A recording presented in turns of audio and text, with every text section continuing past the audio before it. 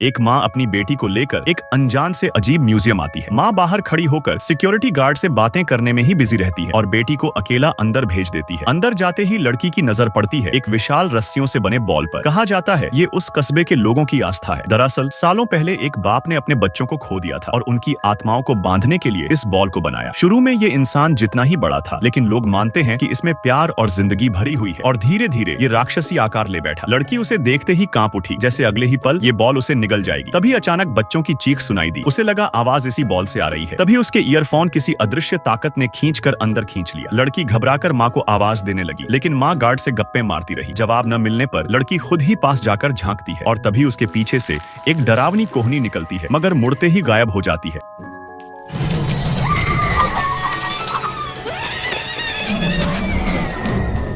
काफी देर बाद माँ को होश आता है कि बेटी कहीं दिख नहीं रही। म्यूजियम के अंदर सिर्फ उसके ईयरफोन पड़े मिलते हैं। घबराई माँ बाहर भागकर लोगों से पूछती है, पर सब अजीब से, जैसे पुतले हों, न कोई रिएक्शन न जवाब। इस बीच बेटी अंधेरे में रोती है, माँ को पुकारती है। वो आखिरी कोशिश करती है, मगर रस्सियों का दानव उसे पूरी तरह निगल लेता है। रात में माँ उसी लेडी सिक्योरिटी गार्ड से मदद मांगती है। उसे शक है कि बेटी का किडनैप हुआ है, लेकिन गार्ड अजीब सी बात कहती है, मैंने उसे ढूंढ लिया है, वो कभी गई ही नहीं, अब वो सिर्फ तुम्हारी नहीं रही। अगर उसे फिर देखना चाहती हो तो तुम्हें भी बदलना होगा। इतना कहकर गार्ड अपने मुंह से एक धड़कता हुआ रस्सी का गोला निकालती है, जैसे कोई जिंदा दिल हो। वो उसे जबरन माँ के मुंह में डालने लगती है। माँ हिम्मत करके पास पड़ा भारी सामान उठाकर गार्ड के चेहरे पर मारती है और चौंक जाती है। उसकी त्वचा के नीचे पूरा शरीर सिर्फ धागों और रस्सियों से बना हुआ है। माँ किसी तरह अपना मुंह से वो गोला निकालकर फेंक देती है। जमीन पर वो रेंगने लगता है जैसे जिंदा कीड़े हो। माँ कुल्हाड़ी उठाती है और गार्ड पर हमला कर देती है। बाकी गार्ड भी आते हैं, मगर हर किसी के जख्म से रस्सियां निकलने लगती हैं। उनमें कोई ताकत नहीं थी, सब गिरकर बिखर जाते हैं। अब माँ को यकीन हो जाता है बेटी उस रस्सी बॉल में फंसी है। वो दौड़कर उसके पास पहुंचती है और कुल्हाड़ी से उस बॉल को काटना शुरू करती है। हर वार पर काले खून की धार फूटती है और बाहर से लोगों की चीखें गूंजती हैं, जैसे उनका जीवन इसी से जुड़ा हो। आखिरकार वो बॉल के अंदर पहुंच जाती है। वहां अंग भंग, हाथ पांव और अजीब अंगों का ढेर था, जैसे सब अंदर कैद हो। भीड़ में से ही उसे अपनी बेटी दिखती है। अभी ज्यादा देर नहीं हुई थी, इसलिए उसका शरीर सही सलामत था, लेकिन उसके बगल में दो सूखी लाशें भी थीं। वही बच्चे जिनके लिए ये बाप ने बॉल बनाया था। प्यार से पागल होकर उसने अपने बच्चों की आत्मा को बांधना चाहा था, पर वो चीज एक राक्षस बन गई। उसने पूरे कस्बे को